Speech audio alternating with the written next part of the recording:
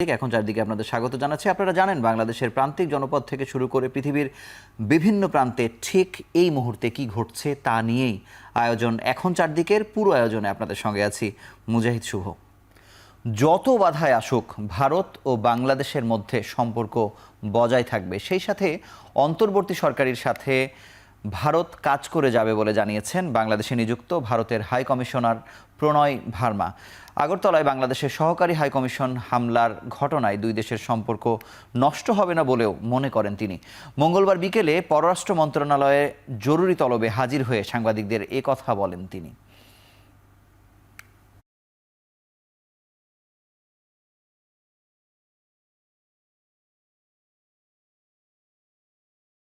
I came as part of our normal regular exchanges, and I keep coming to Foreign Office. This is a very important relationship for us, and this is something that we keep continuing talking about. We have such wide-ranging relationship, multifaceted relationship, and as I've said, you cannot reduce it to one issue or one agenda. As we are working across so many issues, and we really want to build positive, stable, constructive relationship moving forward. There are so many things we are doing. There are so many interdependencies we have, and we want to build on those interdependencies to mutual benefit. And we will keep ensuring that our cooperation benefits our two peoples. The number of positive developments that have taken place in our relationship in the last few months, whether it is trade, it is power transmission, supply of essential commodities, we have maintained a lot of positive momentum in the relationship. We are willing to engage with the interim government of Bangladesh, and we remain interested in working with the government of Bangladesh to fulfill our shared aspirations for peace, security and development. ভারতের আগরতলায় বাংলাদেশের সহকারী high কমিশনে হামলা ও ভাঙচুরের ঘটনার প্রতিবাদ জানিয়ে বিক্ষোভ মিছিল করেছেন বিএনপির নেতাকর্মীরা। মঙ্গলবার দুপুরে নয়াপল্টনে বিএনপির কেন্দ্রীয় কার্যালয়ের সামনে বিএনপি নেতাকর্মীরা জড়ো হন। পরে একটি মিছিল নাইটেঙ্গেল মোড় হয়ে আবার বিএনপি অফিসের সামনে এসে শেষ হয়। সেখানে কেন্দ্রীয় কার্যালয়ের সামনে অবস্থান নিয়ে বিক্ষোভ করেন তারা। এ সময় নেতাকর্মীরা ভারতের আচরণকে স্বৈরাচারী উল্লেখ করে এর তীব্র প্রতিবাদ করেন। এই ষড়যন্ত্রের পিছনে সরাসরি খুনি হাসিনা জড়িত, সরাসরি আওয়ামী লীগ জড়িত। সেজন্য অচিরেই আমরা তার দৃষ্টান্তমূলক বিচারের দাবি জানাচ্ছি। আমাদের দেশের সার্বভৌমত্ব রক্ষার্থে আমরা আমাদের বদ্ধপরিকর। এর জন্য যদি আমাদের রক্ত দিতে হয় আমরা রক্ত দিব, এবং এই সর্বোচ্চ ষড়যন্ত্র আমরা রুখে দেব ইনশাআল্লাহ। ভারতের আগরতলায় বাংলাদেশ সহকারী হাই কমিশনে হামলা ও ভাঙচুরের প্রতিবাদে আজও বিক্ষোভ মিছিল ও প্রতিবাদ সমাবেশ করেছে বৈষম্য বিরোধী ছাত্র আন্দোলন, বিএনপি সহ বিভিন্ন সংগঠন। মঙ্গলবার বিকেলে নোয়াখালীতে বিক্ষোভ করেছে বৈষম্য বিরোধী ছাত্র আন্দোলনের নেতারা। মাইজদির বড় মসজিদ মোড় থেকে শহরের গুরুত্বপূর্ণ সড়ক প্রদক্ষিণ শেষে সুপারমার্কেটের সামনে গিয়ে মিছিলটি শেষ হয়।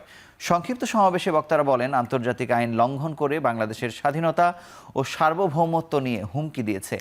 বাংলাদেশের ছাত্র জনতা এর দাঁত ভাঙা জবাব দিতে প্রস্তুত বলে হুঁশিয়ারি দেন তারা। একই সময়ে রাজশাহী ও কুড়িগ্রামে বিক্ষোভ মিছিল করেছে বিএনপির নেতাকর্মী ও সাধারণ শিক্ষার্থীরা। এছাড়া রাতে খুলনায় মশাল মিছিল করেছে ছাত্র যুব শ্রমিক অধিকার পরিষদ।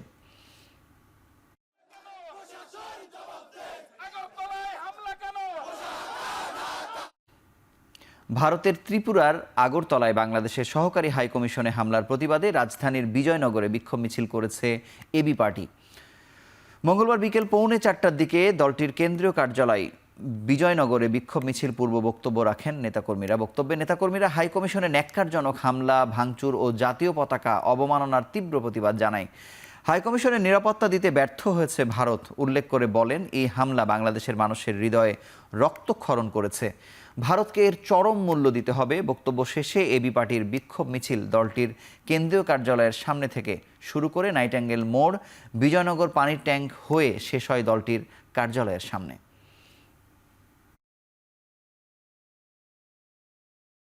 ভারতের সরকারকে বলতে চাই, বাংলাদেশকে আপনারা দাসত্বের যে শৃঙ্খলে আবদ্ধ করেছিলেন, খুনি হাসিনার দালালির মাধ্যমে, বাংলাদেশ আওয়ামী লীগের দালালির মাধ্যমে বাংলাদেশের গুটি কতক ভারতীয় দালাল বুদ্ধিজীবীর মাধ্যমে গত 24 জুলাইয়ের বিপ্লবে বাংলাদেশ ভারতের সকল দালালি ছিন্ন করে নতুন ভাবে আমরা স্বাধীন করেছি। এই নরেন্দ্র মোদীর দোসর শেখ হাসিনা এখনো ভারতে রয়েছে। এই আগরতলা ষড়যন্ত্রে তার হাত রয়েছে কিনা এই দেশের জনগণ তা দেখতে চায়। আগরতলায় বাংলাদেশ সহকারী হাইকমিশনে হামলার প্রতিবাদে মঙ্গলবার সন্ধ্যায় বিক্ষোভ মিছিল করেছে সরকারি তিতুমির কলেজের শিক্ষার্থীরা। মঙ্গলবার সন্ধ্যা 6:30টায় কলেজের প্রধান ফটকের সামনে থেকে শিক্ষার্থীরা বিক্ষোভ মিছিল শুরু করেন। শিক্ষার্থীরা বিভিন্ন প্রতিবাদী প্ল্যাকার্ড, ব্যানার হাতে নিয়ে বিক্ষোভ মিছিলটি মহাখালী টিবি গেট প্রদক্ষিণ করে কলেজের মূল ফটকের সামনে শেষ হয়। বিক্ষোভ মিছিল শেষে শিক্ষার্থীরা জানান, ভারতীয় আগ্রাসন চলতে থাকলে প্রয়োজনে 24-এর গণ আন্দোলনের মতো ভারতের বিরুদ্ধে আরেকটি আন্দোলন গড়ে তোলা হবে। এমন দূতাবাসে হামলা ইস্যু ভারত ধর্মীয় বিভাজন সৃষ্টি করছে বলেও মন্তব্য করেন শিক্ষার্থীরা।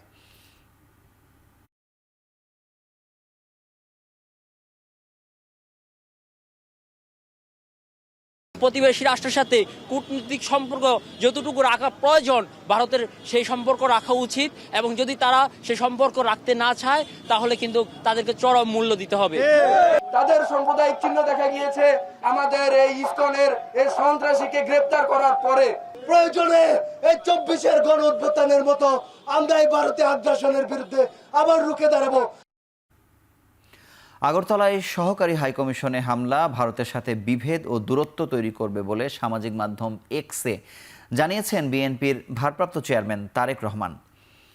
মঙ্গলবার সকালে তার ভেরিফাইড এক্স হ্যান্ডেলে কথা জানান তিনি। আরও জানান, ভারতীয় গণমাধ্যম ও দেশটির রাজনৈতিক নেতাদের ভূমিকা বাংলাদেশ বিরোধী মনোভাব উস্কে দিচ্ছে।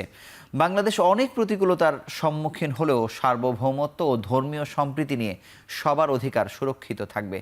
দলের নেতাকর্মীদের কোনো উস্কানিতে পা না দেওয়ার আহ্বানও জানান তিনি।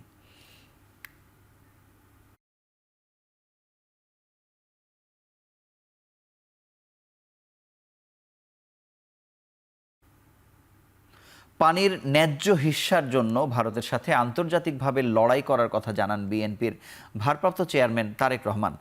বিএনপি ক্ষমতায় গেলে ফ্যামিলি কার্ডের মতো কৃষকদের ফার্মার্স কার্ড দেওয়ার প্রতিশ্রুতি দেন তিনি। বলেন, মানুষের রাজনৈতিক ও অর্থনৈতিক অধিকার নিশ্চিত করতে না পারলে রাষ্ট্রের সংস্কার কাজে আসবে না। বেসরকারি বিশ্ববিদ্যালয়ের শিক্ষার্থীদের নিয়ে রাষ্ট্র কাঠামো মেরামতে 31 দফা ও জনসম্পৃক্ততা কর্মশালায় এসব বলেন তারেক রহমান। মনে রাখবেন, রাজনৈতিক অধিকার এবং অর্থনৈতিক সাইমেন্টালিস্টলি দুটোকে যদি আমরা প্রতিষ্ঠিত করতে না পারি, কোনো সংস্কার টংস্কার কিচ্ছু কাজে লাগবে না। আমাদেরকে যে কোনো মূল্যে মানুষের রাজনৈতিক অধিকার এবং অর্থনৈতিক স্বাবলম্বিতা, ইন্ডিপেন্ডেন্স, এটাকে আমাদের প্রতিষ্ঠিত করতে হবে। তাহলে আমাদের সংস্কার সব ধীরে ধীরে আমরা বাস্তবায়ন করতে সক্ষম হব। ভারত পানি, আমাদের বিভিন্ন নদীর পানিগুলার উপরে ড্যাম তৈরি করে তারা নিয়ে যাচ্ছে, বহু দেন দরবার করে। এরা তো আনেই নেই, আগে যারা স্বৈরাচার এরা তো ইচ্ছা করেই আনে নাই। আমাদেরকে এখন এটার ব্যাপারে আন্তর্জাতিক আদালতে হোক, ইউএনএ হোক, জাতিসংঘ হোক, আমাদেরকে সামনে ইনশাল্লাহ সুযোগ পেলে ফাইট করতে হবে যাতে আমরা আমাদের পানির হিস্সা আনতে পারি। ভারতের উত্তর আগরতলায় অবস্থিত বাংলাদেশের সহকারী হাইকমিশনে হামলার তীব্র নিন্দা জানিয়েছেন বিএনপির মহাসচিব মির্জা ফখরুল ইসলাম আলমগীর। হাইকমিশন প্রাঙ্গণে হিন্দু সংঘর্ষ সমিতি নামের সংগঠনের সদস্যরা যে আক্রমণ করেছে তা পূর্ব পরিকল্পিত ও বাংলাদেশের পতাকা নামিয়ে তাতে আগুন দেয়া এবং ভাঙচুর করা ভিয়েনা কনভেনশনের সুস্পষ্ট লঙ্ঘন বলে মন্তব্য করেছেন বিএনপির মহাসচিব মির্জা ফখরুল ইসলাম আলমগীর। এ বিষয়ে মঙ্গলবার এক বিবৃতিতে মির্জা ফখরুল বলেন, আপনাদের অভ্যন্তরীণ রাজনীতির কৌশল হিসেবে বাংলাদেশে ঘৃণার ব্যবহার উভয় দেশের সম্পর্কে দীর্ঘস্থায়ী টানাপোড়েন সৃষ্টি করবে। বাংলাদেশের নাগরিকদের গণতান্ত্রিক আকাঙ্ক্ষার প্রতি ভারতীয়রা শ্রদ্ধাশীল হবেন ও বিগত ফ্যাসিস্ট আওয়ামী শাসনকালে যে সকল নেতা ভারতে অবস্থান করছেন তাদের ফিরিয়ে দিয়ে বিচারে সহায়তা করারও আশা জানান তিনি। যারা নিজের দেশে সংখ্যালঘুদের ওপর নির্যাতন চালাচ্ছে তাদের বাংলাদেশ নিয়ে কথা বলার কোনো অধিকার নেই বলে মন্তব্য করেছেন বিএনপির সিনিয়র যুগ্ম মহাসচিব রুহুল কবির রিজভী। মঙ্গলবার নয়াপল্টনে বিএনপির কেন্দ্রীয় কার্যালয়ে সংবাদ সম্মেলনে ভারতে বাংলাদেশের কূটনীতিকদের নিরাপত্তায় জাতিসংঘের বাহিনী পাঠানোর দাবি জানান বিএনপির এই সিনিয়র নেতা। ভারতীয় সরকার হামলার জন্য দুঃখ প্রকাশ নাটক করলেও অতীতে বাংলাদেশের অভ্যন্তরীণ বিষয়ে ভারতের আগ্রাসী হস্তক্ষেপের ঘটনা ঘটেছে। মমতা ব্যানার্জি জাতিসংঘ শান্তিরক্ষী পাঠাতে বলছে। আরে ভারতেই তো বাংলাদেশের মিশনগুলো অরক্ষিত, নিরাপত্তাহীন, এবং বাংলাদেশি মিশনের একজনকে আমরা যেটা ভিডিও ভাইরাল হতে দেখেছি, কি বেদম প্রহার করা হচ্ছে। তারপরে মমতা ব্যানার্জি বলবেন বাংলাদেশে শান্তিরক্ষী বাহিনী দরকার না ভারতের শান্তিরক্ষী বাহিনী দরকার। উগ্রবাদীদের হাত থেকে কূটনৈতিক মিশনকে নিরাপত্তা দিতে না পারায় কলকাতায় শান্তিরক্ষী বাহিনী মোতায়েনের দাবি গণ অধিকার পরিষদের। বাংলাদেশ সরকারের পক্ষে জাতিসংঘে সেই প্রস্তাব তুলে ধরার আহ্বান জানান দলের সাধারণ সম্পাদক মোহাম্মদ রাশেদ খান। দুপুরে রাজধানীর বিজয়নগরে দলের কার্যালয়ে সংবাদ সম্মেলনে এই আহ্বান জানান তিনি। আরও বলেন, বাংলাদেশকে অস্থিতিশীল ও সাম্প্রদায়িক সহিংসতা তৈরিতে ভারতীয় গণমাধ্যমে অপপ্রচার চালানো হচ্ছে। ভারত সরকারের ইন্ধনে বাংলাদেশের উপ হাই কমিশনে হামলা চালানো হয়েছে বলে অভিযোগ করেন তিনি। এই হামলা বাংলাদেশের স্বাধীনতা ও সার্বভৌমত্বের ওপর হুমকি বলে মন্তব্য করেন তিনি। রাশেদ খান বলেন, যেহেতু ভারতের ইন্ধনে আওয়ামী লীগ ক্ষমতায় ছিল, এজন্য ভারত শেখ হাসিনার বিদায় মেনে নিতে পারছে না, আর এজন্য ভারত একের পর এক ষড়যন্ত্র করে যাচ্ছে। এদিকে জাতীয় প্রেস ক্লাবের সামনে মানববন্ধন করে গণ অধিকার পরিষদ।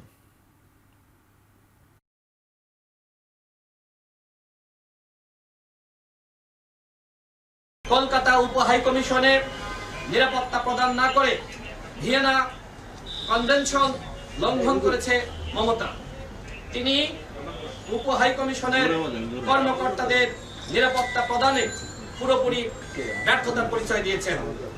উগ্র হিন্দুত্ববাদী জঙ্গি গোষ্ঠীকে নিয়ন্ত্রণ করতে না পারা ও কলকাতায় শান্তি প্রতিষ্ঠায় মমতা বন্দ্যোপাধ্যায়ের উচিত কলকাতার জনগোষ্ঠীকে রক্ষা করার জন্য এবং এই হিন্দু উগ্রবাদী সংগঠনকে তাদেরকে নিয়ন্ত্রণ করার জন্য জাতিসংঘের শান্তিরক্ষী বাহিনীর সহযোগিতা নেওয়া।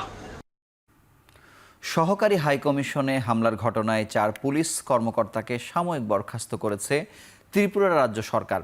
ঘটনার সঙ্গে জড়িত সন্দেহে গ্রেপ্তার করা হয়েছে 7 জনকে। স্থানীয় সংবাদ মাধ্যম পিটিআই এক প্রতিবেদনে এসব তথ্য জানিয়েছে। বরখাস্ত হওয়া পুলিশের মধ্যে 3 জন সাব ইন্সপেক্টর ও একজন ডেপুটি সুপারিনটেন্ডেন্ট পদে ছিলেন। পশ্চিম ত্রিপুরার এসপি কিরণ কুমার জানিয়েছেন, দায়িত্বে অবহেলার অভিযোগে তাদের বিরুদ্ধে এই ব্যবস্থা নেওয়া হয়েছে। পাশাপাশি হামলার ঘটনায় স্থানীয় নিউ ক্যাপিটাল কমপ্লেক্স থানায় একটি মামলাও নথিভুক্ত করেছে পুলিশ।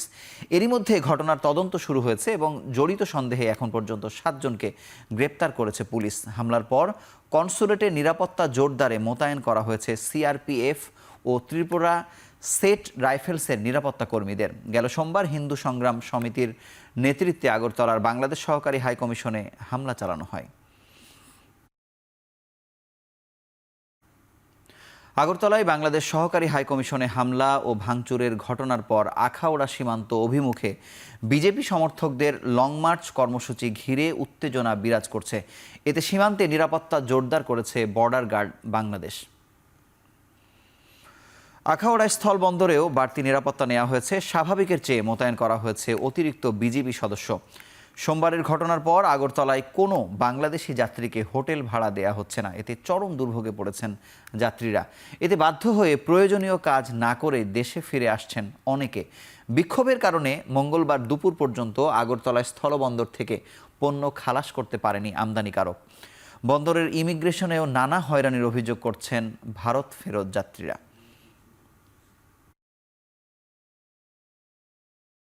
এখন আসার পথে 2-3টা জায়গা বেড়া গাড়ি নিয়ে আসা জানা 5 টাকা দিয়ে বাদাল তার বেড়ার উপর দিয়ে পার হয়ে আসা লাগে। এখন নতুন গতকাল আমরা গেছি যাই এক হোটেলে ছিলাম, ওই হোটেল থাকার পরে 1 ঘন্টা স্টে করার পর টাকা রাখি দিছি, আমাদেরকে নিয়ে বাড়ি করেছে বাঙালি বলে।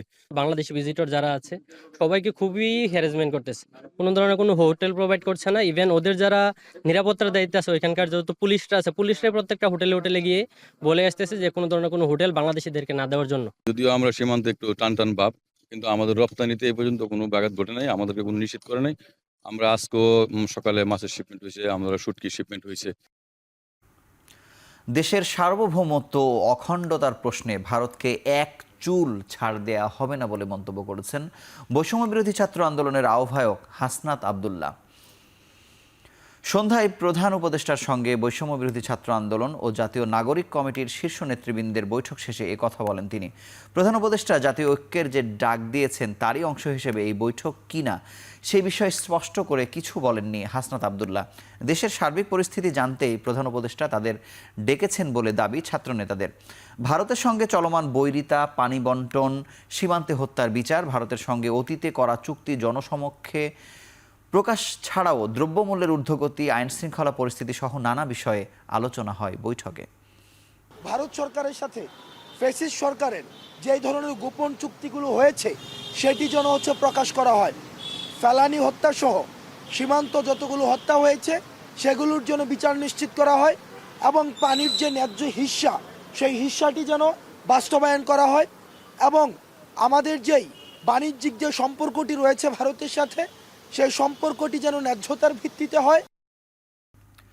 পায়ে পড়ে ঝগড়া করলে বাংলাদেশের মানুষ কোনোদিন ভারতমুখী হবে না বলে মন্তব্য করেছেন নৌ পরিবহন ও শ্রম ও কর্মসংস্থান উপদেষ্টা এম সাখাওয়াত হোসেন। মঙ্গলবার দুপুরে চাঁদপুরে নির্মাণাধীন আধুনিক নৌবন্দরের কাজের অগ্রগতি পরিদর্শন শেষে সাংবাদিকদের একথা বলেন তিনি। নৌপরিবহন উপদেষ্টা বলেন, প্রতিবেশীদের সাথে শান্তিতে থাকতে চায় বাংলাদেশ, তবে ভারত নানাভাবে হেনস্থা করার চেষ্টা করলে দেশের 18 কোটি মানুষ তা মনে রাখবে। এর আগে নৌপথে ঢাকা থেকে চাঁদপুরে পৌঁছান উপদেষ্টা। এ সময় বন্দরের কাজের অগ্রগতির বিষয়ে খোঁজখবর নেয়ার পাশাপাশি কাজ দ্রুত শেষ করার তাগিদ দেন সাখাওয়াত হোসেন।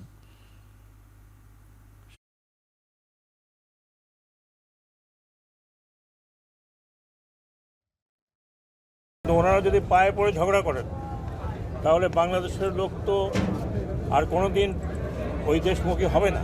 আমরা একটা বন্ধুত্ব ভাবাপন্ন নিয়ে থাকতে চাই, কারণ আপনারা জিওগ্রাফিক্যাল নেইবার।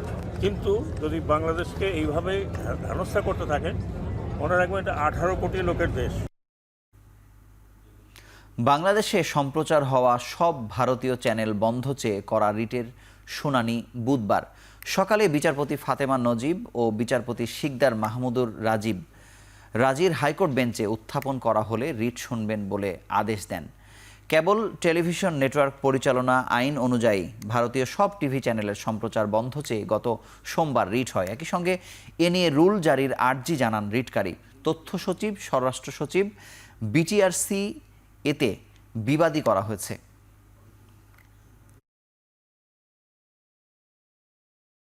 বাংলাদেশে প্রচার করা হচ্ছে, আমরা শুনতে পাচ্ছি এগুলো সঠিক না। এগুলো তাতে করে আমাদের ধর্মীয় যা সম্প্রীতি এটা আমরা নষ্ট হচ্ছে এবং আমাদের মিথ্যা তথ্য প্রচার করা এগুলো আসলে আমাদের আইনের পরিপন্থী বিধায় আমি এটি বন্ধ চেয়েছি। আশা করি আমরা 2 দিনের মধ্যে রিটটা শুনানি করতে পারবো। সব চ্যানেল বন্ধ চেয়েছি, এটা আইনে আসছে যে যারা এটা করে 2006 সালে আইনে 19 ধারায় বলছে যে এটা সবগুলো চ্যানেল বন্ধ হবে।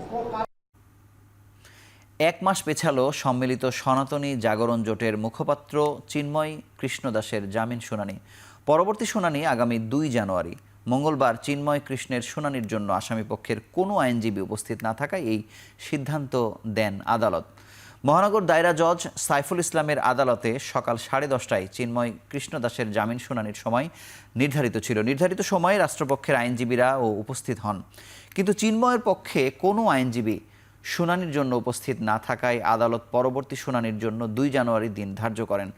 পরে আইনজীবীরা আলিফ হত্যাকাণ্ড ও আদালত প্রাঙ্গণে হামলা ভাঙচুরের ঘটনায় দায়ের করা মামলায় চিন্ময়কে আসামি করার দাবি জানান। এ সময় চিন্ময়কে গ্রেপ্তার ও পরবর্তী সহিংসতায় নিহত আইনজীবী আলিফের বিচারের দাবিতে স্লোগান দেন আইনজীবীরা।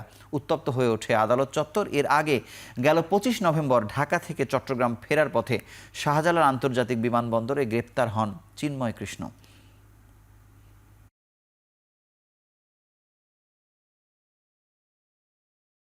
চিন্ময় দাসের যে মামলা শুনানি ছিল তাদের পক্ষে কোনো লয়ার ছিল না, কিন্তু আমরা মনে করি যে আদালত তাদের প্রতি ন্যায় বিচার করেছেন, কারণ তাদের পক্ষ থেকে কোনো সময়ের আবেদনও ছিল না, কোনো হাজিরও ছিল না। ইচ্ছা করলে কোর্ট এটা নথিজাত করতে পারতো। তারপরে আদালত মনে করছে যে তাদের প্রতি এটা সদয় হয়ে ন্যায় বিচার করে এটা একটা তারিখ দিয়েছেন আগামী 2-1। নিবন্ধন ফিরে পেতে জামায়াতে ইসলামীর করা আপিল শুনানি সর্বোচ্চ আদালতে শুরু হয়েছে। পরবর্তী শুনানি 10 ডিসেম্বর। মঙ্গলবার প্রধান বিচারপতি সৈয়দ রেফাত আহমেদের নেতৃত্বাধীন 4 বিচারপতির আপিল বেঞ্চে শুনানি শুরু হয়। আইনজীবী শিশির মনির প্রথম দিনের শুনানি করেন। জামায়াতের নিবন্ধন অবৈধ ঘোষণার রায়ের বিরুদ্ধে করা আপিলটি পুনরুজ্জীবিত করার আবেদন গত 22 অক্টোবর মঞ্জুর হয়। এর ফলে আপিলটি আবার শুনানির সুযোগ তৈরি হয়। 2013 সালের 1 আগস্ট জামায়াতে ইসলামীর নিবন্ধন বাতিল করে রায় দেন হাইকোর্ট। এরপর 2018 সালের 7 ডিসেম্বর দলটির নিবন্ধন বাতিল করে প্রজ্ঞাপন জারি করে নির্বাচন কমিশন। পরে রায়ের বিরুদ্ধে আপিল করে জামায়াত। ইলেকশন কমিশন কিন্তু হাইকোর্ট ডিভিশনে জামাত ইসলামীর পক্ষেই তারা লিখিত এবং মৌখিক সাবমিশন রেখেছে, কারণ তারাই তো রেজিস্ট্রেশন দিয়েছিলেন। এখন এসে আপিল বিভাগে যখন মামলাটি শুনানির জন্য এসেছে, অ্যাডভোকেট অন রেকর্ড সাহেব তিনি ইন্তেকাল করে মৃত্যুবরণ করেছেন। এই জন্য আইন অনুযায়ী ইলেকশন কমিশন থেকে তাদেরকে আরেকটা ফ্রেশ ইনস্ট্রাকশন নিতে হবে। এই ফ্রেশ ইনস্ট্রাকশনটাই তারা বলেছেন যে 1 সপ্তাহের ভিতরে ফ্রেশ ইনস্ট্রাকশন তারা নিয়ে আসবেন এবং আগামী মঙ্গলবারে এই ব্যাপারে পরিপূর্ণ শুনানি অনুষ্ঠিত হবে।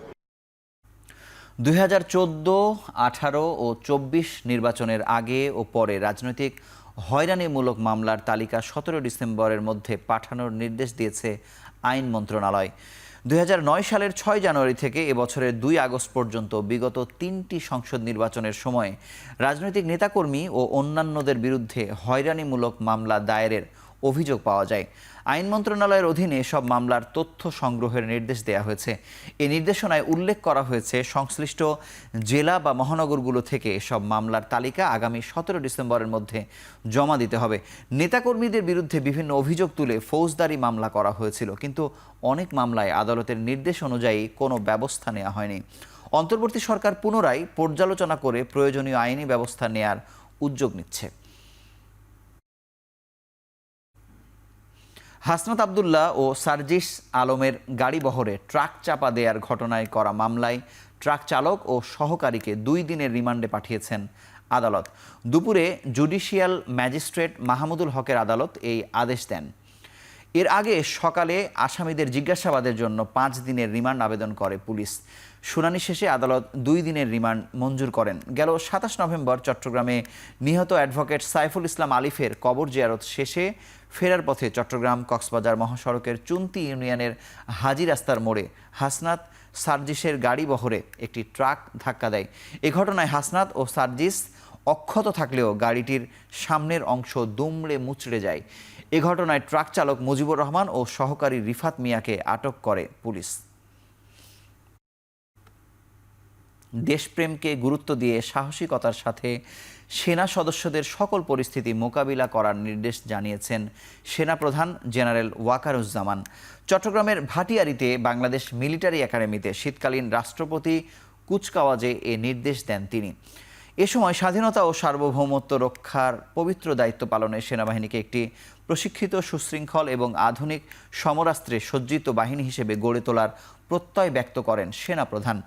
এর আগে অনুষ্ঠানের শুরুতে বিএমএ প্যারেড গ্রাউন্ডে পৌঁছালে সেনাপ্রধানকে অভ্যর্থনা জানানো হয়। রাষ্ট্রপতি কুচকাওয়াজে মনজ্ঞ কুচকাওয়াজ পরিদর্শন ও সালাম গ্রহণ করেন তিনি। সমাপনী কুচকাওয়াজের মাধ্যমে 213 জন অফিসার ক্যাডেট কমিশন লাভ করেন। অনুষ্ঠানে সেরা ক্যাডেট হিসেবে সোর্ড অব অনার, সামরিক বিষয়ে শ্রেষ্ঠত্বের জন্য সেনাবাহিনী প্রধান স্বর্ণপদক অর্জন করেন। সেনাবাহিনী প্রধান কৃতি ক্যাডেটদের মাঝে পুরস্কার বিতরণ করেন। মাতৃভূমির স্বাধীনতা ও সার্বভৌমত্ব অক্ষুণ্ণ রাখার জন্য একটি দক্ষ, আধুনিক এবং দেশপ্রেমের চেতনায় উদ্বুদ্ধ সেনাবাহিনীর গুরুত্ব অপরিসীম। এই একাডেমি হতে কমিশনপ্রাপ্ত অফিসারগণের নেতৃত্বে শৃঙ্খলা, আনুগত্য, ন্যায়পরায়ণতা ও কর্তব্যবোধে উজ্জীবিত হয়ে বাংলাদেশ সেনাবাহিনী আজ দেশের সীমানা পেরিয়ে বহির্বিশ্বেও উল্লেখযোগ্য অবদান রেখে চলেছে। ঢাকায় নিযুক্ত পাকিস্তান হাই কমিশনার সৈয়দ আহমেদ মারুফের বিএনপি চেয়ারপারসন বেগম খালেদা জিয়ার সাথে সৌজন্য সাক্ষাতে বাংলাদেশ, পাকিস্তান ও বিএনপির সাথে দ্বিপাক্ষিক সম্পর্ক নতুন উচ্চতায় নিয়ে যাওয়ার বিষয়ে আলোচনা হয়েছে বলে জানিয়েছেন বিএনপির স্থায়ী কমিটির সদস্য ডাক্তার AZM জাহিদ হোসেন। মঙ্গলবার সন্ধ্যায় গুলশানে বেগম খালেদা জিয়ার বাসভবন ফিরোজায় পাকিস্তান হাই কমিশনের সাথে সাক্ষাৎ পরবর্তী প্রেস ব্রিফিংয়ে কথা জানান তিনি আরও জানান, বেগম খালেদা জিয়ার চিকিৎসার অগ্রগতি সহ স্বাস্থ্যের খোঁজ নিয়েছেন হাই কমিশনার। এছাড়া বাংলাদেশ পাকিস্তানের পূর্ব সম্পর্ক ও বিগত 15 বছরের দ্বিপক্ষীয় সম্পর্ক নিয়েও আলোচনা হয়েছে বলে জানিয়েছেন তিনি।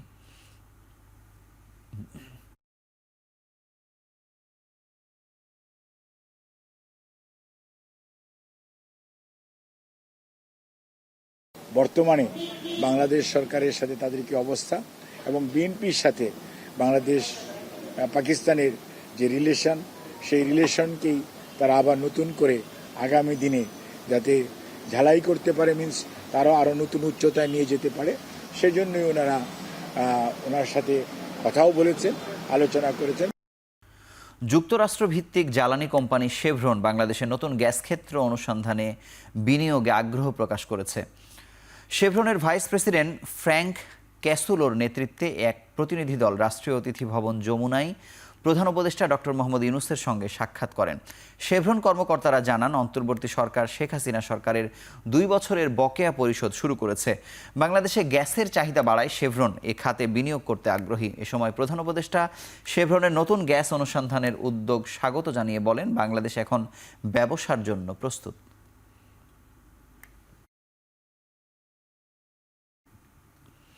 আর্থিক খাত সংস্কারে IMF ও বিশ্বব্যাংক সহ উন্নয়ন সহযোগীদের কাছে আরও $6 বিলিয়ন প্রত্যাশা করেছে সরকার। IMF এর $4.7 বিলিয়ন ঋণের পরবর্তী কিস্তি $1.1 বিলিয়ন পাওয়া যাবে আগামী বছরের ফেব্রুয়ারি-মার্চের মধ্যে বলে জানিয়েছেন অর্থ উপদেষ্টা। আন্তর্জাতিক মুদ্রা তহবিল IMF এর সাথে $4.7 বিলিয়ন একটি ঋণ চুক্তি চলমান। এরই মধ্যে 3 কিস্তি ছাড় করেছে সংস্থাটি। চতুর্থ কিস্তি ছাড়ের আগে শর্ত প্রতিপালনের অগ্রগতি জানতে বাংলাদেশ সফর করছে IMF এর একটি প্রতিনিধি দল। বিকেলে সচিবালয়ে অর্থ উপদেষ্টার সাথে বৈঠক করে দলটি। রাজস্ব আদায়, মূল্যস্ফীতি এবং খেলাপি ঋণ সহ সামষ্টিক অর্থনীতি এবং আর্থিক খাতের স্থিতিশীলতা নিয়ে আলোচনা হয় প্রতিনিধি দলের সাথে। এসব বিষয়ের অগ্রগতি তুলে ধরা হয়েছে বলে জানান অর্থ উপদেষ্টা। তিনি বলেন, আর্থিক খাত সংস্কারে সব ধরনের সহায়তা দেবে IMF। দেশের মঙ্গল হয় এমন সিদ্ধান্ত নেওয়া হচ্ছে জানিয়ে তিনি বলেন, আর্থিক খাতে এমন পদক্ষেপ নেওয়া হবে যাতে আগামীর সরকার তা অনুসরণ করতে পারে। 4.7 মিলিয়ন তো জাস্ট এই ফার্স্ট যে প্যাকেজে, কিন্তু আমরা যে রিফর্ম করতে যাচ্ছি সেটার তো অনেক কস্ট এন্টেল হবে। আমরা অনেক কিছু রিফর্ম করতে যাচ্ছি ব্যাংক সেক্টরে, রেভিনিউ সেক্টরে, তো এইগুলির জন্য ফান্ড লাগবে, তো বাইরের ফান্ড, এবং আমাদের ট্রেড ডেফিসিট যদি হয়, কারেন্ট অ্যাকাউন্ট ব্যালেন্স অবশ্যই ঠিক আছে, সেগুলো আমার ফান্ড লাগবে, এগুলো আমরা চাইবো। ওয়ার্ল্ড ব্যাংক অলরেডি চেয়েছি, আমরা এক্সপেক্ট করছি সর্বসকলে আমরা ওয়াশিংটন ডিসিতে কথা বলে আসি, আবার $6 বিলিয়ন আমরা এক্সট্রা এক্সপেক্ট করছি। ঋণের শর্ত বাস্তবায়নের অগ্রগতি ও চতুর্থ কিস্তির অর্থ ছাড়ের বিষয়ে আলোচনা করতে ঢাকায় এসেছে IMF মিশন। আর প্রথম দিনই মঙ্গলবার সকাল থেকে বাংলাদেশ ব্যাংকের সাথে দীর্ঘ বৈঠক করে সংস্থাটির প্রতিনিধি দল।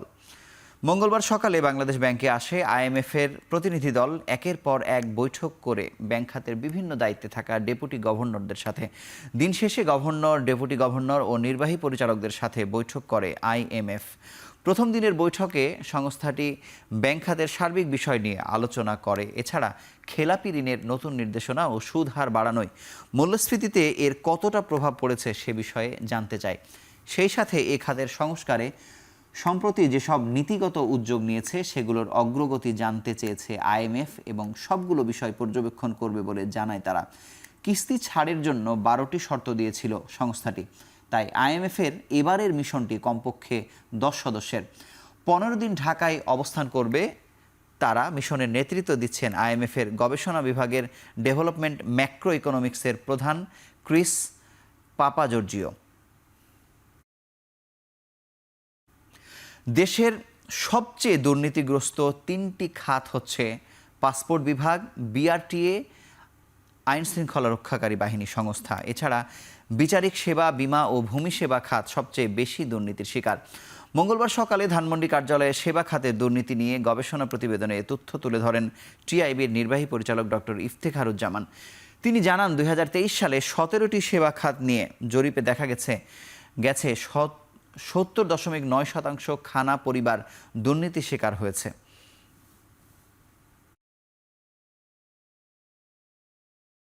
ডিজিটালাইজেশনের কারণে যেটা আমি আগে একটু বলেছি ভাই, সেটা হচ্ছে যে সম্ভাবনা তৈরি হয়েছে, কিন্তু এবং কিছু কিছু দৃষ্টান্ত দেখা যাচ্ছে, পরিমাপক দেখা যায় যে সুফল পাওয়া সম্ভব, কিন্তু সেটা পর্যাপ্ত মাপে হচ্ছে না, পর্যাপ্ত মাত্রায় হচ্ছে না। তার কারণ হচ্ছে এটা পরিপূর্ণ ডিজিটালাইজেশন হয়নি, আংশিক হওয়ার কারণে মিশ্র প্রক্রিয়া অনুসরণ করতে হয়, যার ফলে ওই যে সেবা গ্রহীতাকে ঠিকই হয়রানির শিকার হতে হয়। অন্তর্বর্তীকালীন সরকারের মেয়াদে যদি দৃষ্টান্ত স্থাপন করা যায় এবং ধরনের প্রাতিষ্ঠানিকতার দিকে অগ্রগতি অর্জন করা যায়, তাহলে সেটা নিয়ন্ত্রণ করা সম্ভব বলে আমরা আশা করি। রাজধানীতে কোনো ধরনের চাঁদাবাজি প্রশ্রয় দেয়া হবে না বলে উল্লেখ করে ঢাকা মহানগর পুলিশের কমিশনার শেখ মোহাম্মদ সাজ্জাদ আলী বলেছেন, চাঁদাবাজির বিরুদ্ধে প্রয়োজন নগরবাসীর সম্মিলিত প্রয়াস। মঙ্গলবার দুপুরে মোহাম্মদপুরে সূচনা কমিউনিটি সেন্টারে স্থানীয়দের সঙ্গে এক মতবিনিময় সভায় এসব কথা বলেন তিনি। জুলাই আগস্টে ছাত্র জনতার ওপরে গুলির ঘটনায় দুঃখ প্রকাশ করে ডিএমপি কমিশনার বলেন, পুলিশের হারানো সুনাম ফেরাতে কাজ চলছে। ভবিষ্যতে যাতে রাজনৈতিকভাবে পুলিশকে ব্যবহার করা না হয় সে বিষয়ে জনগণকে সজাগ থাকার আহ্বান জানান তিনি। মতবিনিময় সভায় অটোরিকশা প্রসঙ্গে সাজ্জাদ আলী বলেন, একেবারে বন্ধ করে নয়, সড়কে শৃঙ্খলা ফেরাতে ব্যাটারি চালিত রিকশা নিয়ে বাস্তবসম্মত পরিকল্পিত সিদ্ধান্ত নিতে হবে। জননিরাপত্তা নিশ্চিতে আইন শৃঙ্খলা বাহিনী হিসেবে পুলিশের বিকল্প নেই বলেও মন্তব্য করেন ডিএমপি কমিশনার। আগামীতে ডিএমপির প্রতিটি থানা এলাকায় নাগরিকদের সঙ্গে মতবিনিময় সভা করা হবে বলেও জানান তিনি।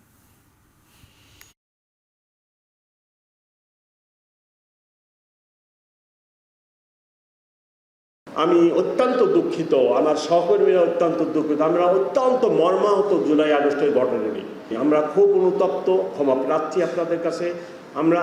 আমরা এই কাজ করতে চাই না, আর পলিটিশিয়ানরাও যেন আমাদেরকে এইভাবে আর ব্যবহার করে না। 15 বছরের আগে পুলিশ এতটা ইমেজ সংকটে ছিল না, এখন যে পরিমাণ ইমেজ সংকটে আমরা পুলিশ পড়ে গেছি। আমরা চেষ্টা করতেছি যাতে আমাদের হারানো ইমেজ আবার পুনরুদ্ধার করতে পারি। বুধবার সাজেকে পর্যটন ভ্রমণে নিরুৎসাহিত করেছে রাঙামাটি জেলা প্রশাসন। মঙ্গলবার রাতে রাঙামাটির অতিরিক্ত জেলা ম্যাজিস্ট্রেট জোবাইদা আক্তার স্বাক্ষরিত এক চিঠিতে এ তথ্য জানানো হয়।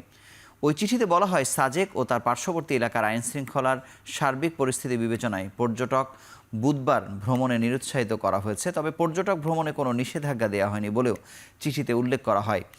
এর আগে গেল 25 সেপ্টেম্বর থেকে 3 অক্টোবর পর্যন্ত 3 দফায় সাজেক এবং 4 অক্টোবর থেকে 31 অক্টোবর পর্যন্ত 3 পার্বত্য জেলায় ভ্রমণে নিরুৎসাহিত করে জেলা প্রশাসন।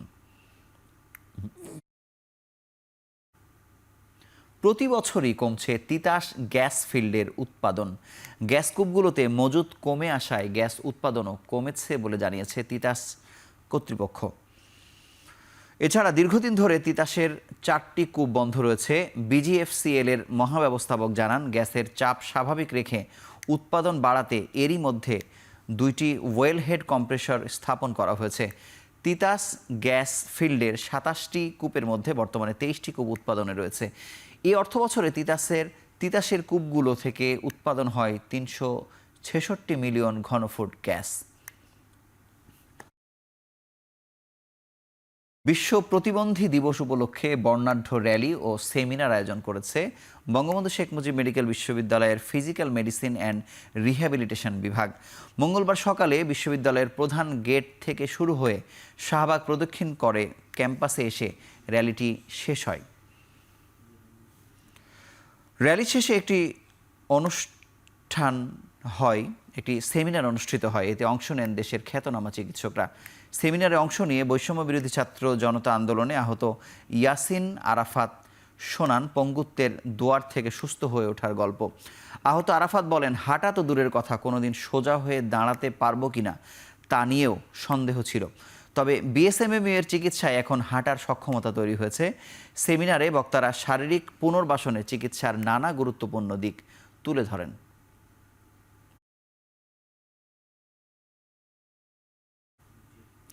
শারীরিক কিংবা মানসিকভাবে অসম্পন্ন ব্যক্তিরা প্রতিবন্ধী নয়, সকলে বিশেষ মেধাসম্পন্ন ব্যক্তি, এমন মন্তব্য করেছেন সমাজ কল্যাণ উপদেষ্টা শারমিন এস মুর্শিদ।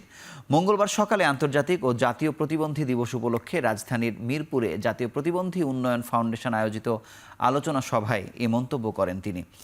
দেশের সকল মেধাকে কাজে লাগাতে সরকার কাজ করছে উল্লেখ করে এ সময় উপদেষ্টা বলেন, অবহেলিত মানুষের অধিকার নিশ্চিত করতে পারলেই সাম্যের সমাজ প্রতিষ্ঠিত হবে। তিনি বলেন, মুক্তিযুদ্ধের উত্তরসূরিরা জুলাই আগস্ট অভ্যুত্থান করে দেশকে নতুনভাবে গঠনের সুযোগ তৈরি করেছেন। এই সুযোগ সবাইকে সচেতন ও সতর্কতার সাথে কাজে লাগিয়ে ভবিষ্যতের বাংলাদেশ বিনির্মাণ করতে হবে। অনুষ্ঠানে রাজধানী সহ দেশের বিভিন্ন স্থান থেকে আগত শারীরিক ও মানসিক বিশেষ চাহিদা সম্পন্নদের হাতে সম্মাননা স্মারক তুলে দেন উপদেষ্টা শারমিন এস মুর্শিদ। আমরা কেমন করে একটি দরিদ্র দেশ হই, যার এত টাকা আছে লুণ্ঠন করে নিয়ে যাওয়ার? আমরা একটি দরিদ্র দেশ নই, আমরা একটি অব্যবস্থাপনার দেশ, আমরা একটা উচ্ছৃঙ্খল দেশ, আমরা একটা অন্যায্যকর একটা জনগোষ্ঠী তৈরি করেছি, একটা শাসক দল তৈরি করেছি যারা ন্যায্যতা বোঝে না এবং যারা চুরিকে চুরি বোঝে না, তারা লুণ্ঠন করে। এদেরকে দমন করতে হবে। দেশের সব খাতের বিজ্ঞানী ও গবেষকদের নিয়ে অনুষ্ঠিত হলো 3 দিনের সায়েন্স কাউন্সিল। রাজধানীর আগারগাঁওয়ে জাতীয় সায়েন্স অ্যান্ড টেকনোলজি কমপ্লেক্সে আয়োজিত কনফারেন্সে সারা দেশ থেকে 4 শতাধিক অংশগ্রহণকারী যোগ দেয়। এদের 200 জনে বিভিন্ন খাতে গবেষণালব্ধ পোস্টার প্রকাশ করেন। 16টি দেশের শীর্ষ বিজ্ঞানীরা অংশ নিয়েছেন সায়েন্স কাউন্সিল অব এশিয়ার এই কনফারেন্সে। স্বাগতিক হওয়ায় এবারের কাউন্সিলে তরুণ বিজ্ঞানীরা দেশে বসেই সারা বিশ্বে বিজ্ঞানের অগ্রযাত্রার নানা দিকের খুঁটিনাটি জানতে পেরেছে বলে মনে করে বাংলাদেশ বিজ্ঞান একাডেমি।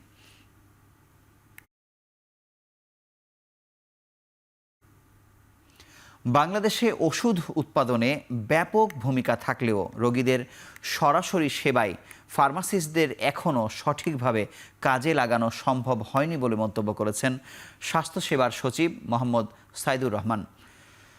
রাজধানীর ইস্ট ওয়েস্ট বিশ্ববিদ্যালয়ে 2 দিনব্যাপী ফার্মা কার্নিভালে কথা বলেন তিনি। কার্নিভালে শিক্ষার্থীরা পোস্টার প্রেজেন্টেশন, ফার্মা অলিম্পিয়াড সহ নানা ধরনের প্রতিযোগিতায় অংশ নেয়। শিক্ষক, শিক্ষার্থী, গবেষক ও ওষুধ শিল্পের উদ্যোক্তাদের মিলন মেলায় পরিণত হয় এই কার্নিভাল। ওষুধ শিল্পের অগ্রগতিতে ফার্মাসিস্টদের প্রশংসার পাশাপাশি নানা চ্যালেঞ্জ নিয়ে আলোচনা করেন বক্তারা। মানসম্পন্ন ওষুধ তৈরি হবার পরও যত্রতত্র ওষুধের দোকান তথা দুর্বল বিতরণ ব্যবস্থার কারণে মানুষের সীমাহীন শারীরিক ও অর্থনৈতিক ক্ষতির কথাও উঠে আসে আলোচনায়। এসব সংকট কাটিয়ে ওঠার পাশাপাশি বিশ্বমানের ফার্মাসিস্ট হিসেবে শিক্ষার্থীদের নিজেকে গড়ে তোলার আহ্বান জানান বক্তারা।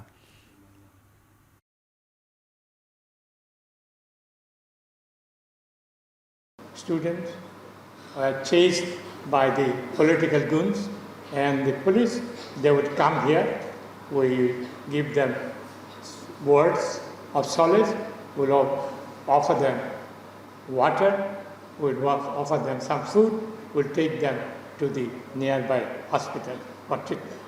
That's why in and out, within the country, outside the country, East West University is cited as one of the strongest supporters of the July-August big uprising of the students.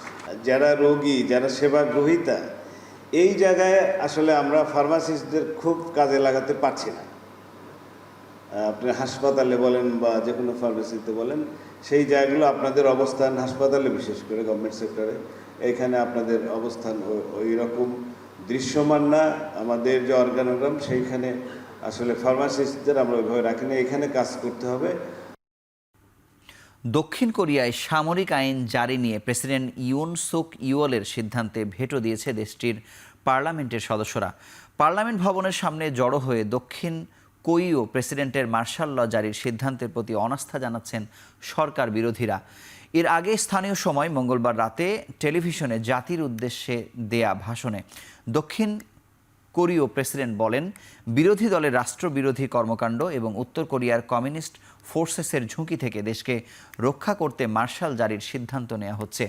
স্বাধীনতার প্রশ্নে দক্ষিণ কোরিয়া যে কোনো প্রতিপক্ষের মোকাবিলা করতে প্রস্তুত বলেও জানান প্রেসিডেন্ট ইউন সুক ইউল। কোরীয় প্রেসিডেন্ট আরও অভিযোগ করেন, বিরোধী দলের নেতারা পার্লামেন্ট নিয়ন্ত্রণের মাধ্যমে পিয়ংইয়ংয়ের হয়ে সাফাই দেওয়ার চেষ্টা করছেন। পাকিস্তানে কারাবন্দী সাবেক প্রধানমন্ত্রী ইমরান খান ও তার স্ত্রী বুশরা বিবি এবং আরও 94 জনের বিরুদ্ধে জামিন অযোগ্য গ্রেপ্তারি পরোয়ানা জারি করেছে দেশটির সন্ত্রাস বিরোধী আদালত। গেল সপ্তাহে রাজধানী ইসলামাবাদে ইমরানের দল পাকিস্তান তেহরিকি ইনসাফ তথা পিটিআইয়ের সহিংস বিক্ষোভকে কেন্দ্র করে সোমবার জারি করা হয় এসব পরোয়ানা। গেল বছর থেকে অন্যান্য মামলায় আদিয়ালা কারাগারে বন্দী আছেন ইমরান এবং এখনও জামিন পাননি। এ অবস্থায় তার ডাকে 24 নভেম্বর রাজধানীর উদ্দেশ্যে যাত্রা শুরু করেন লাখো পিটিআই সমর্থক। নেতার মুক্তির দাবিতে বিক্ষোভ সহিংস হয়ে উঠলে 3 দিনে প্রাণ যায় কমপক্ষে 6 জনের।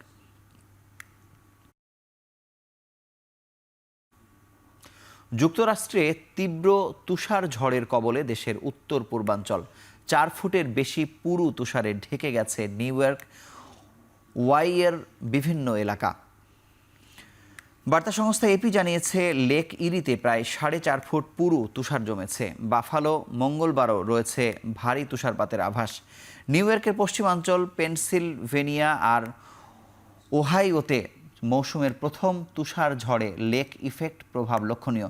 প্রতিবেশী কানাডা থেকে ধেয়ে আসা হিমশীতল বাতাস তুলনামূলক উষ্ণ গ্রেট লেকস অঞ্চল অতিক্রম করছে। ফলে নিম্নাঞ্চলে উষ্ণতা ও আর্দ্রতা তুলনামূলক বেশি হলেও উঁচু অঞ্চলগুলোতে বাসিন্দারা ভুগছেন তীব্র শীতে। যান চলাচল স্বাভাবিক রাখতে এবং দুর্ঘটনা এড়াতে অব্যাহতভাবে চলছে তুষার পরিষ্কারের কাজ।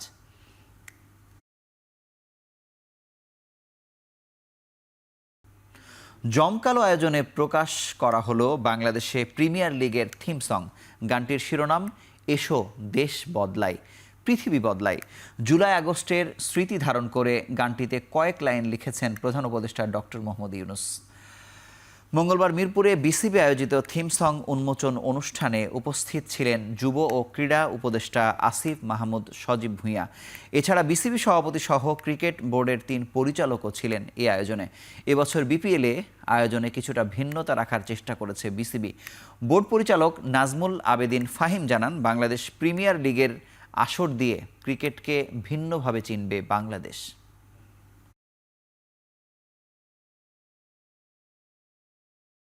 প্রধান উপদেষ্টার সরাসরি এত বেশি ইনভলভমেন্ট আছে, কারণ সেই কারণে কিন্তু এই মাত্রায় বিপিএলটা এসছে, কিন্তু সেই কারণেই কিন্তু আমরা সবাই সাহস পেয়েছি এবং আমরা অনেক বড় করে দেখার একটা সুযোগ পাচ্ছি। বিপিএল আমাদের অ্যাকচুয়ালি খুব বড় ইভেন্ট, আমাদের বড় একটা জাতীয় ইভেন্ট, কিন্তু আমাদের খুব অনেক বেশি ইভেন্ট নেই কিন্তু। So why not capitalize that. কতগুলো মিউজিক্যাল ফেস্ট হবে, ঢাকাতে হবে, চিটাগাং হবে, সিলেটে হবে, সেগুলো দিয়েই এক ধরনের সবাইকে কাছে টানার চেষ্টা করব। আর খেলার মাঠে তেমন সেভাবে ওপেনিংয়ের কোনো সুযোগ নেই। হুইল চেয়ার ক্রিকেটারদের কাছ থেকে অনুপ্রেরণা খুঁজছেন জাতীয় দলের অধিনায়ক নাজমুল হোসেন শান্ত। মঙ্গলবার ধানমন্ডিতে হুইল চেয়ার ক্রিকেটের এক অনুষ্ঠানে যোগ দিয়ে কথা বলেন তিনি। এ সময় হুইল চেয়ার ক্রিকেটারদের জন্য সুযোগ সুবিধা বাড়ানোর দাবি জানিয়েছেন শান্ত। একটু ইমোশনাল ছিলাম, ভেরি অনেস্ট, স্পেশালি যখন চেয়ারে বসে একটু ব্যাটিং করলাম। বাট যতটুকু সময় কাটিয়েছি যারা এক্সপিরিয়েন্স কখনো করেনি তাদেরকে বোঝানো মুশকিল, বাট আমি খুবই অল্প সময় কিন্তু এক্সপিরিয়েন্স করলো, বাট এটা অনেক ডিফিকাল্ট। আজকে আবার সামনাসামনি একদম লাইভ দেখলাম, সো অবশ্যই মুগ্ধ করে এবং পার্সোনালি আমার মনে হয় যে আমি নিজে অনেক মোটিভেটেড, আমি নিজে অনেক ইন্সপায়ার পেলাম। বাট আমার কাছে মনে হয় যে পাশে থাকাটা খুব ইম্পর্টেন্ট, এবং আমি বিশ্বাস করি যে সবার সমান অপরচুনিটিটা পাওয়া আর পাওয়ার যোগ্য সবাই। শেষ করছি এখন চারদিক। দীর্ঘ সময় সঙ্গে থাকার জন্য ধন্যবাদ। শুভরাত্রি।